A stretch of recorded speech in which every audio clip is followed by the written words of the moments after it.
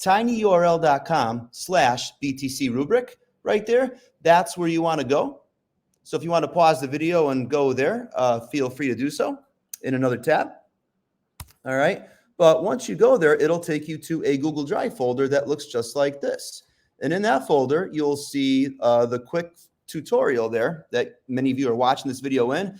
But last but not least, this new and improved Building Thinking Classrooms grading rubric. All right, so I'm going to go to the grading rubric here. And again, this is view only. So I need to make myself a copy here. So I'm going to go up here to File and make a copy. All right, so that way we can edit it.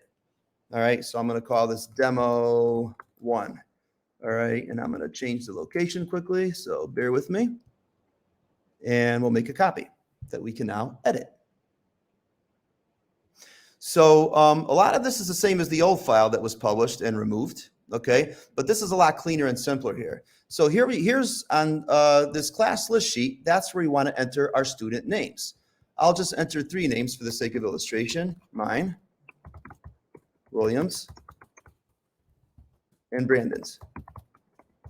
And actually, now that I mention here, I should say a much better way, I believe in my opinion, is actually to type last name, comma, first initial, because once you make your student copies, you're going to get a lot of tabs at the bottom, and you really want to try to maximize the amount of tabs you have at the bottom so you don't have to like scroll, if that makes sense. I find it when I've done this a little bit, I find that if you just do it this way, it's a lot easier for teachers, or for me as a teacher, but I think it probably will be for you too, but I won't assume. All right, now in the unit details tab, you want to start entering your unit details. So right here, I'm going to type in my objective here. I'll call it right triangle trigonometry for the sake of illustration. All right. And then I want to start typing in my objectives. I'm just going to type in gibberish here, more gibberish, and gibberish right here. Okay. You'll notice that now in the master template, okay, in the master template, those objectives automatically go, and my unit title is right here. Very nice, right? But let's zoom out here. But right here, these are all grayed out. Can't use them. So right here, we need to determine the number of question types that we're going to have here. So for the first objective, maybe it's identifying trig ratios and right triangles. That's only a basic problem. So there's only one question at basic level. The second objective may have 2 question types, some basics, some intermediate level questions. And the third objective, I might have all 3. So if you do that and actually take a look at the actual master template, see how here we had one question type and for the first objective, the rest is grayed out. So basically, it just automatically grays out what you don't need in the master grading template here. Okay. What I encourage teachers to do at this point, which you have all your objectives written, is to highlight rows 8 to 18 on the side, or highlight rows whatever right here. You could do it by hitting shift and then just scrolling down with your mouse, or right there. You want to right click now, right click, and you want to select hide the rows. That way you'll clean up house and make it look really pretty, really nice, really fast. Okay, so like that. Now, what's new and improved about this version, which was wrong and buggy in the old one, is the fact that any 2 consecutive check types now in a row, that's what defines mastery in any objective right here. If the teacher records a check through observation or a check through conversation, that means the student demonstrated, mastery of that objective, either by you see it after the fact, maybe you immediately observe it, or in a conversation with the student, right? If you have 2 checks in a row at any level, whether basic, intermediate, or advanced, right? What will record in the Google Sheet is the highest level at which the student earned 2 consecutive checks.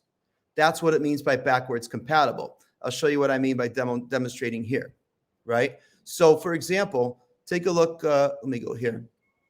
Take a look right here, okay? If say a student, for example, earns 2 checks in a row, see how that automatically defaults to 2 out of 2, right? Now, in the second objective, let's suppose student gets it wrong, whatever, but then they start doing something correctly. See, 2 consecutive checks in a row automatically made that change to a 2 out of 3. But let's suppose the student didn't get any basics correct. Let's suppose they get everything wrong in basic, right? But then all of a sudden, something clicks and they start getting it right in intermediate. Well, look at this. The student automatically gets a 3 out of 3. Because right here, if students can demonstrate mastery of the objectives at the intermediate level, see 2 in a row correct right here, it doesn't matter that they screwed up the basic questions, because Peter says this is enough right here to show that the students demonstrated mastery of that objective because they did it at a higher level. Even right here, let's suppose students don't even attempt any basic questions here, right? N means not attempted. And then I get it wrong here, right? X, and then I needed help. I needed some major help here, and I still struggled here. But all of a sudden, the next day, students start getting 2 in a row correct in the advanced. Notice it's automatically a 4 out of 4. Because if the student, for example, if the student can add fractions with unlike denominators, say that's the advanced one, right? You don't have to worry, a harder one, you don't have to worry about easier questions of that type, if that makes sense. So backwards compatible is what that literally means, all right? I'm actually going to undo everything I did right here because now I get to make my student copies. I should have made the student copies first. But look at this now, all right? At this point, what I want to do, I have the master template all set up. Okay, now I want to make my student copies. Let me just put it 90% there. So what I do is go up here to create student copies. Create student copies. It's going to ask me permission to run the script because this is a script that Google never saw or approved, but I assure you it's totally safe to use. Used it many times already. And watch this, create student copies. Once you hit that button, watch the bottom right here. It's making one for me, one for William, and one for Brandon. And it'll do it up to the 30 kids in the class that you have if you typed up the 30 names in that student names sheet. All right, to make your life much, much easier. Now I can start recording data for students as I'm observing their work as I'm walking across the classroom and working and talking with my students. Okay, so again, right here, just to reiterate, let me go back here for a second. Right here. Right, see how right here a student got student has 2 consecutive checks in a row right here. The Google Sheet would default to a 2 because a basic is worth 2. Okay, right here, the student got 2 correct in a row, but look at this in the intermediate, they did 2 correct in a row here, so that would be a 3 out of 4. They didn't do it in the advanced category, so they don't earn advanced credit there. All right, and last but not least, right here, right? See 2 consecutive checks, not there. 2 consecutive checks, not there, but right here, right? 2 consecutive checks, that's in the highest category, that's a 4 out of 4, if that makes sense. And so 2 plus 3 is 5. It would be a 9 out of 10 if Google Sheets if you put this in the Google Sheet right there. Okay. Now, understand that things could be subjective. Now, you at any time as a teacher could say, okay, well, let's suppose the student here made a silly mistake, right? Now, technically, this would technically be a 1 out of 4 because right here, right? You see what I mean? Now, but the student got it, but made a silly mistake. But right here, and you got it. So there's some wiggle room here, teachers. Okay, you don't have to do exactly what it says because if you really, if you really wanted to, what you could do is go back here and let me just go back here for a second. Where was it? I think right here, right? Let's suppose that. Let's suppose right here, this was S, and this was check, and this was, say, X, right? Now, right here, it says 1 out of 4. See what I mean? If you wanted to, let me just zoom in here so you can see. If you truly wanted to, see how we have a silly mistake and a correct here?